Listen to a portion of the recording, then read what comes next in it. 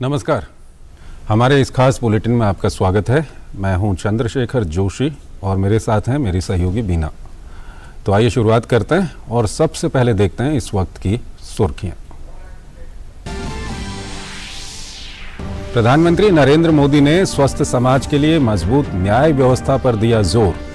Video संदेश के माध्यम से कानून मंत्री और कानून सचिवों के अखिल भारतीय सम्मेलन के उद्घाटन सत्र को किया संबोधित। साथ ही कहा, कई कानूनों को खत्म कर नए कानून बनाने की है आवश्यकता।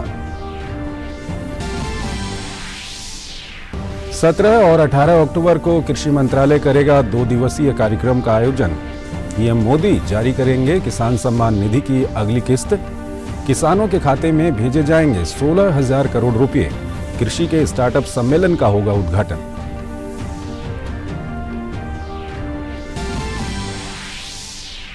हिंदी माध्यम से मेडिकल की पढ़ाई शुरू कर इतिहास रचेगा मध्य प्रदेश। केंद्रीय गृह मंत्री अमित शाह रविवार को हिंदी में मेडिकल की पढ़ाई का शुभारंभ।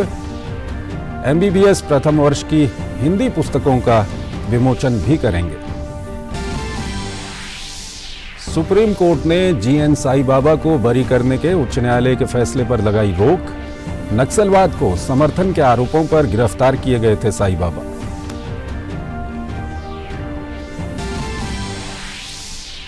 अमेरिकी राष्ट्रपति जो बाइडेन ने पाकिस्तान को किया बेनकाब। पाकिस्तान को बताया दुनिया का सबसे खतरनाक देश। कहा, पाकिस्तान के पास बिना किसी सामंजस्य के हैं परमाणु हथियार।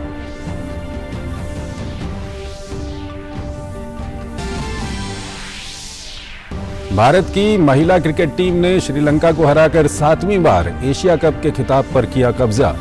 भारतीय गेंदबाजों के धमाकेदार प्रदर्शन के आगे ताश के पत्तों की तरह बिखरी श्रीलंका की टीम। पीएम ने दी बधाई।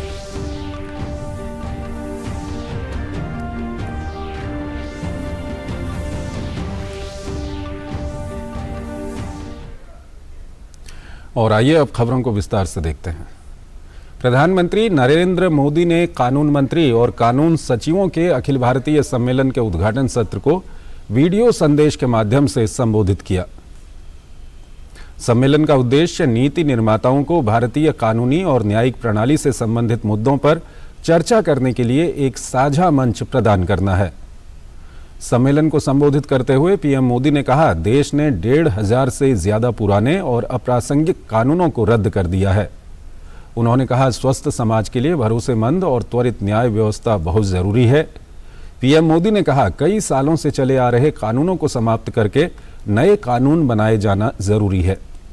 उन्होंने कहा, न्याय व्यवस्था से संवैधानिक संस्थाओं के प्रति लोगों का भरोसा और मजबूत होता है। पीएम ने कहा, देश में त्वरित न्याय के लिए लोक अदालतें भी बनी हैं। उन्होंने कहा, लोक अदालतों के माध्यम से बीते वर्षों में लाखों मामलों को सुलझाया गया है। पीएम मोदी ने कहा, इस सम्मेलन के माध्यम से राज्य और केंद्र शासित प्रदेश अपनी सर्वोत्तम प्रथाओं को साझा करने, नए विचारों का आदान प्रदान करने और अपने आपसी सहयोग में सुधार करने में सक्षम होंगे।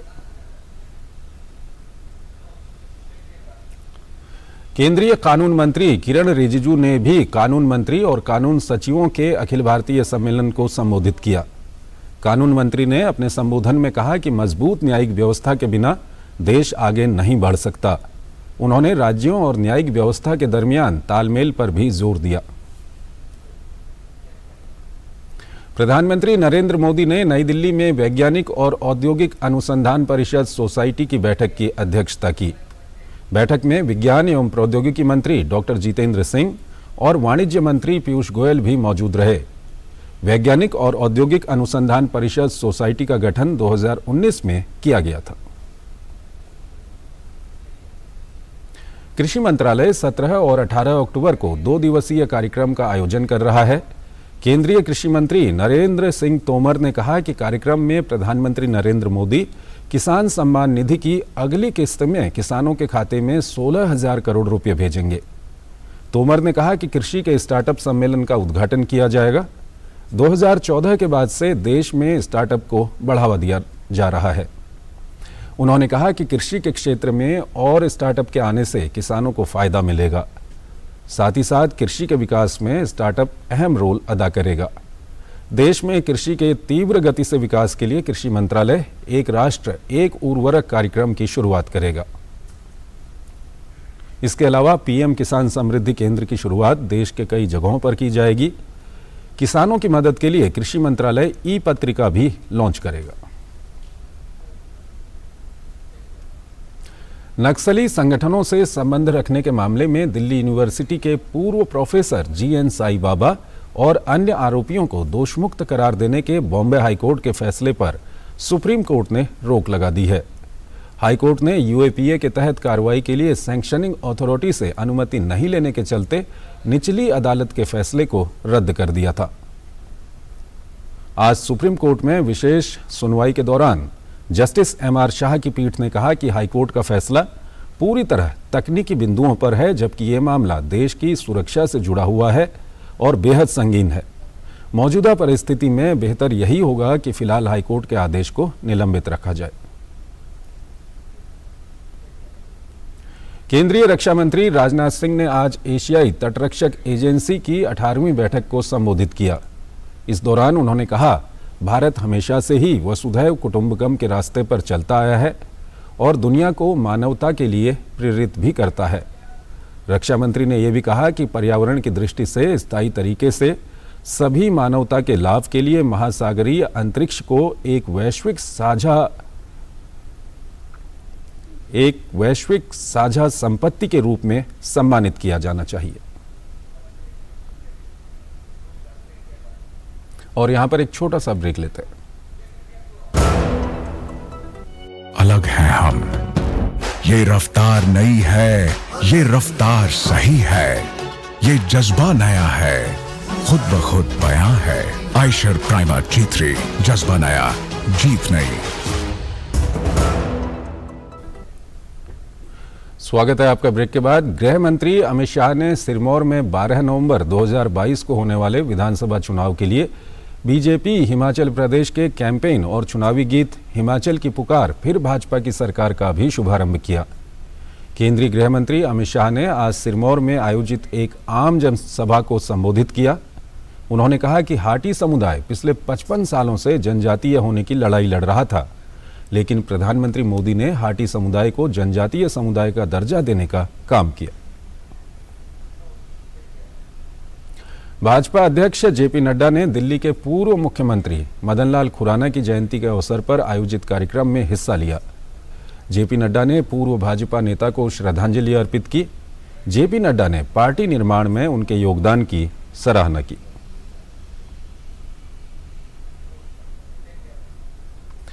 केंद्रीय मंत्री अनुराग सिंह ठाकुर ने गुजरात के सुरेंद्रनगर में जनसभा को संबोधित किया।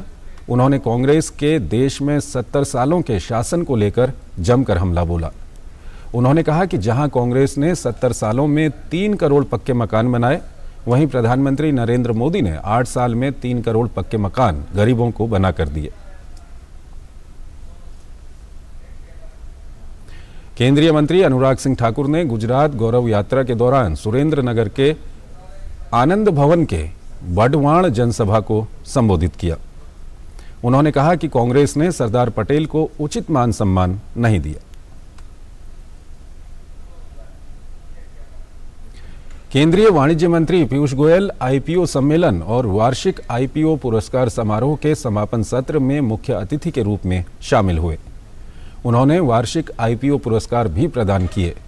अपने संबोधन में पीयूष गोयल ने कहा कि अगर हम भारत को विकसित देश बनाना चाहते हैं तो हमें सामूहिक कर्तव्य भावना से आगे बढ़ना होगा। राजमाता विजयराजे सिंधिया विमानतल के नए टर्मिनल का कल शिलान्यास होगा। केंद्रीय नागर विमानन और इस्पात मंत्री ज्योतिरादित्य सिंधिया ने कहा कि देश में ऐसे एयरपोर्ट्स का विकास हो रहा है जो आधुनिकता के साथ ही भारतीय संस्कृति को भी दर्शाते हैं।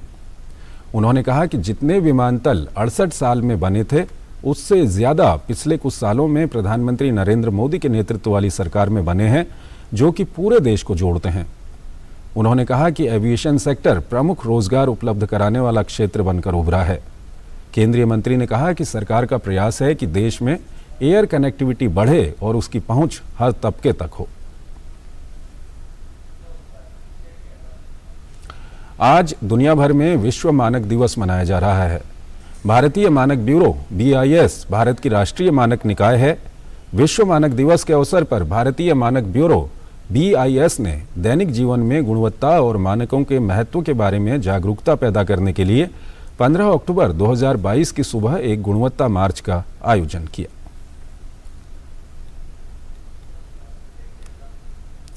हिंदी में मेडिकल की पढ़ाई शुरू कर मध्य प्रदेश एक नया इतिहास रचने जा रहा है। केंद्रीय गृह एवं सहकारिता मंत्री अमित शाह कल भोपाल के लाल परेड ग्राउंड में हिंदी में मेडिकल की पढ़ाई का शुभारंभ करेंगे। इस मौके पर MBBS प्रथम वर्ष की हिंदी पुस्तकों का विमोचन भी किया जाएगा। मुख्यमंत्री शिवराज सिंह चौहान ने कहा कि प्रधानमंत्री मोदी ने राष्ट्रीय शिक्षा नीति में प्रारंभिक शिक्षा से लेकर उच्च शिक्षा तक भारतीय भाषाओं को पढ़ाई का माध्यम बनाने का ऐतिहासिक कार्य किया है। विश्व पटल पर हमारी प्रतिभाएं अपनी मातृभाषा से स्थापित हो सकें, इसी उद्देश्य से मध्य प्रदेश में चिकित्सा एवं अभियांत्रिकी की शिक्षा हिंदी माध्यम से देने की पहल की गई है। जम्मू कश्मीर के शोपियां जिले में शनिवार को एक कश्मीरी पंडित की गोली मारकर हत्या कर दी गई। कश्मीरी पंडित की पहचान पूरन किशन भट्ट के रूप में हुई है।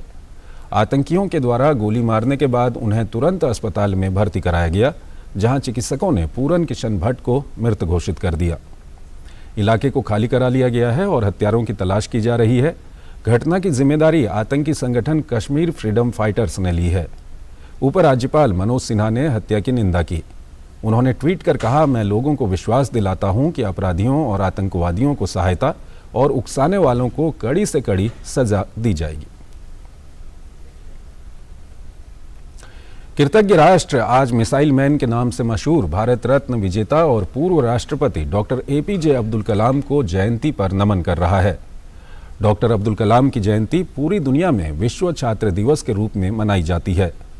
संयुक्त राष्ट्र संघ ने डॉक्टर अब्दुल कलाम को दुनिया भर के छात्रों को प्रेरित करने वाले छात्र के रूप में सम्मानित करते हुए 15 अक्टूबर 2010 से विश्व छात्र दिवस मनाने की घोषणा की थी। डॉक्टर APJ अब्दुल कलाम का जन्म 15 अक्टूबर 1931 को हुआ था। 21वीं सदी के भारत को समर्थ, सशक्त और सक्षम बनाने में उनका योगदान अतुलनीय रहा है। उनके आदर्श और अनमोल विचार युवाओं के प्रेरणा स्रोत हैं।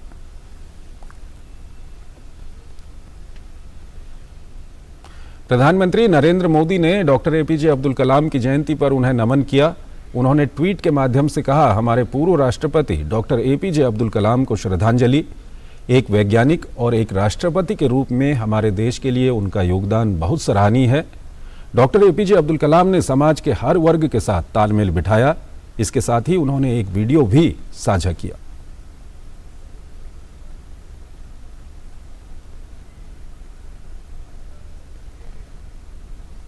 नवरात्रि का खास नृत्य डांडिया की धूम सिर्फ भारत में ही नहीं बल्कि बाहर भी देखने को मिलती है।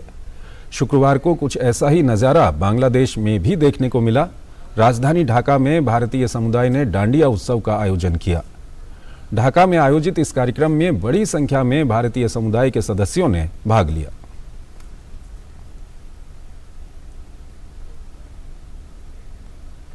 अमेरिकी राष्ट्रपति जो बाइडेन ने दुनिया के सामने पाकिस्तान का चेहरा बेनकाब किया है। बाइडेन ने पाकिस्तान को दुनिया के सबसे खतरनाक देशों में से एक कहा। बाइडेन ने यह टिप्पणी परमाणु हथियारों के भंडारण को लेकर कही। उन्होंने कहा कि पाकिस्तान में सेना और सरकार के बीच तालमेल नहीं है, इसलिए दुनिया के लिए ये बड़ा खतरा हो सकता है। डेमोक्रेटिक कॉन्फ्रेंस के दौरान अमेरिकी राष्ट्रपति जो बाइडेन ने पाकिस्तान को लताड़ा है। उन्होंने कहा कि पाकिस्तान दुनिया के सबसे खतरनाक देशों में से एक है। वो इसलिए क्योंकि वो परमाणु हथियारों का भंडारण कर रहा है। साथ ही वहां सेना और सरकार के बीच तालमेल नहीं है।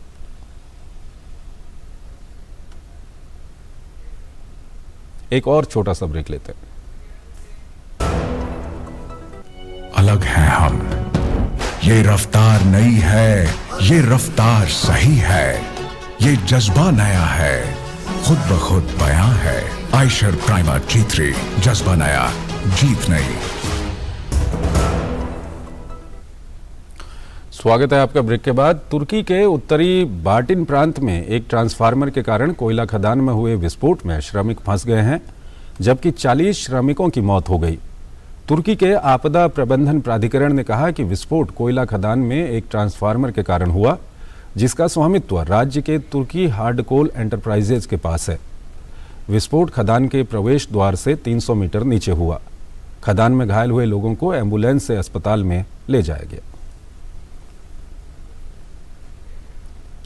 यूक्रेन में युद्ध के बीच राष्ट्रपति वोलोदिमीर ज़ेलेंस्की से जुड़ी हुई खबर हम आपको बता रहे थे, लेकिन फिलहाल जो खबर हम आपको बताने जा रहे हैं वो खबर है अंतर्राष्ट्रीय मुद्रा कोष के सदस्य देशों ने शुक्रवार को रूस से यूक्रेन में युद्ध समाप्त करने को कहा है। तो अंतर्राष्ट्रीय मुद्रा कोष के सदस्य देशों ने शुक्रवार को रूस से यूक्रेन में युद्ध समाप्त करने को कहा है। IMF की संचालन समिति की अध्यक्ष नादिया कैल्विनो ने कहा कि यूक्रेन में युद्ध मुद्रास्फीति को बढ़ावा देने वाला सबसे बड़ा कारक है। उन्होंने कहा कि रूस यूक्रेन युद्ध ने वैश्विक विकास को धीमा करने और मुद्रास्फीति को बढ़ाने के नए जोखिम पैदा कर दिए हैं।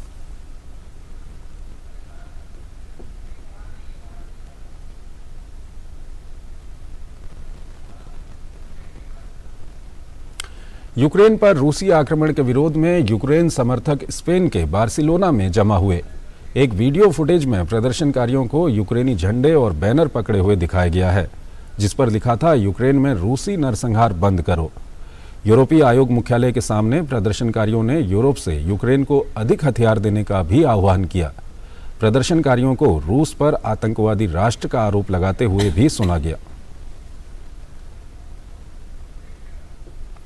चाड की राजधानी नदजामेना के सैकड़ों निवासियों को भारी बाढ़ के कारण अपने घरों को छोड़ना पड़ा है। बहुत से बाढ़ पीड़ित एक अस्थायी शिविर स्थापित करने के लिए सूखी जमीन की तलाश में सिर पर अपने सामान लेकर पैदल ही घर से निकल पड़े। इस साल चाड में 30 से भी अधिक वर्षों में सबसे भारी बारिश हुई है।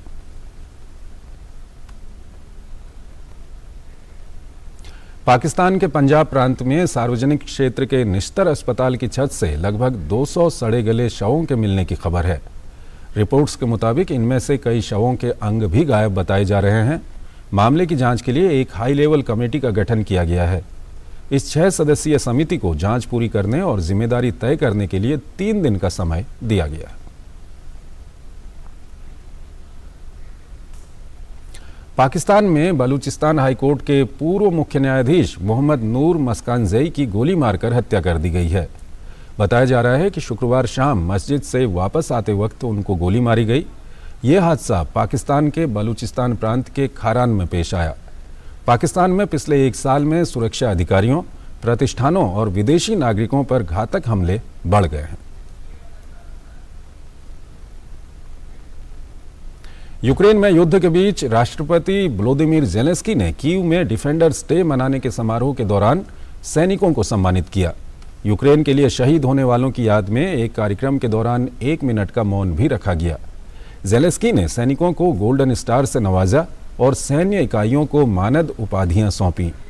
राष्ट्रपति वोलोदिमीर ज़ेलेंस्की ने शुक्रवार को रूस पर जीत और यूक्रेन के लिए स्वतंत्रता का वादा करते हुए डिफेंडर्स डे मनाया। एक वीडियो संबोधन में ज़ेलेंस्की ने यूक्रेन के सशस्त्र बलों को अपने देश की रक्षा करने के लिए धन्यवाद दिया। उन्होंने कहा कि यूक्रेन से जो कुछ भी छीना गया है उसे वापस लिया जाएगा और कोई भी सैनिक कैद में नहीं रहेगा। 24 फरवरी से यूक्रेन पर किए गए रूस के आक्रमण ने हजारों लोगों की जान ले ली है, जबकि लाखों लोग विस्थापित हुए हैं और कई शहरों में तबाही हुई है। यूक्रेन पर रूसी आक्रमण ने वैश्विक अर्थव्यवस्था को नुकसान भी पहुंचाया है।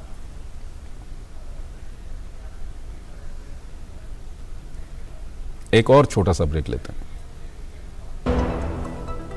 अलग हैं हम, ये रफ्तार नई है, ये रफ्तार सही है, ये जज्बा नया है, खुद ब खुद बयां है। आयशर प्राइमर G3, जज्बा नया, जीत नई। स्वागत है आपका ब्रेक के बाद। भारतीय महिला क्रिकेट टीम ने श्रीलंका को 8 विकेट से हराकर एशियाई खिताब अपने नाम कर लिया है। एशिया कप में टीम इंडिया के वर्चस्व का अंदाजा आप इस बात से लगा सकते हैं कि अभी तक खेले गए कुल 8 एशिया कप संस्करणों में टीम इंडिया ने सभी के फाइनल में जगह बनाई और रिकॉर्ड 7 बार ये खिताब अपने नाम किया है। श्रीलंका ने पहले बल्लेबाजी करते हुए निर्धारित 20 ओवर में 9 विकेट पर सिर्फ 65 रन बनाए थे। भारत की ओर से रेणुका सिंह ने 3 विकेट लिए, जबकि राजेश्वरी गायकवाड़ और स्नेह राणा को 2-2 विकेट मिले। जवाब में भारतीय टीम ने 2 विकेट खोकर इस आसान लक्ष्य को हासिल कर एशिया कप का ये खिताब अपने नाम कर लिया। भारत की ओर से स्मृति मंधाना ने ताबड़तोड़ बल्लेबाजी करते हुए 51 रन की नाबाद पारी खेली।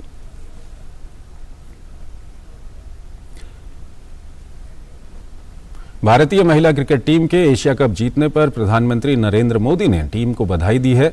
उन्होंने ट्वीट करते हुए लिखा, हमारी महिला क्रिकेट टीम ने अपने दृढ़ विश्वास और दक्षता से भरे प्रदर्शन से हमें गौरवान्वित किया है। महिला एशिया कप जीतने पर टीम को बधाई। उन्होंने उत्कृष्ट कौशल और टीम भावना का प्रदर्शन किया है। सभी खिलाड़ियों को उनके उज्जवल भविष्य के लिए शुभकामनाएं।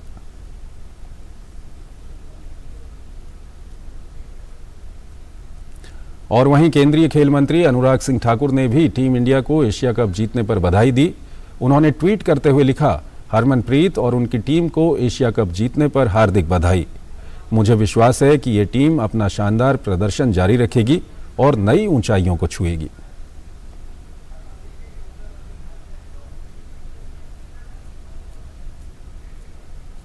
तो हमारे इस खास बुलेटिन में फिलहाल इतना ही। नमस्कार।